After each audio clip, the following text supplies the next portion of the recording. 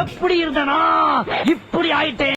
ஆக்சுவலாக இதுக்கு ஒரு ஸ்டோரியே இருக்குது. ஸோ என்னன்னா, க்ரீன் ட்ரெண்ட்ஸில் நம்ம ஃப்ரெண்டுக்கு ஒரு இன்டர்வியூ வந்துச்சு. ஸோ அதுக்காக மாடலுக்காக என்னைய கூட்டிகிட்டு போயிருந்தான். ஸோ அதே மாதிரி அவங்கள்ட்ட என்னென்ன எக்யூப்மெண்ட்ஸ் வேணும்னு கேட்டு ஹேர் கட் பண்ண ஸ்டார்ட் பண்ணிட்டான்.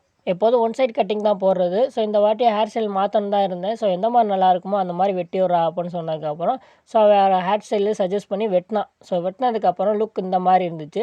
அப்படியே ஹேர் வாஷ் பண்ணிவிட்டு ஹேர் ட்ரை பண்ணிவிட்டு ஸோ இதுக்கப்புறம் தான் பெரிய சேலஞ்சே இருந்துச்சு. ஸோ முடியை நிற்க வைக்கணும். ஸோ அதுக்கும் அவன் ஜெல்லு போட்டு அது போட்டு இது போட்டு நிறையா ட்ரை பண்ணான். பட் எனக்கு ஹேர் ஸ்டைல் அந்த இது நிற்கவே இல்லை.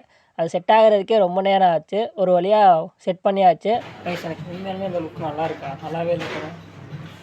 நெக்ஸ்ட் அதே மாதிரி மேக்கப் போட சொன்னாங்க. அதுக்கு முன்னாடி ஹேர் கலர் பண்ணணும்னு சொன்னாங்க. ஸோ காலேஜ் படிக்கிறேன் அப்படின்ட்டு ஸோ அது சொன்னதுக்கப்புறம் ஓகே வேணாம் அப்படிங்கிற மாதிரி முடிவு பண்ணி மேக்கப் மட்டும் பண்ணி விட்டான். ஸோ லுக் இந்த மாதிரி இருந்துச்சு. ஸோ இதுக்கப்புறம் ரிசல்ட்டை பார்த்துட்டு அவங்க ஒரு சில கொஷின்ஸ் கேட்டாங்க. அதுக்கு ஆன்சர் பண்ணதுக்கப்புறம் இன்டர்வியூவில் அவன் செலக்ட் ஆகிட்டான். ஸோ அப்படியே நாங்களும் அங்கேருந்து கிளம்பிட்டோம்.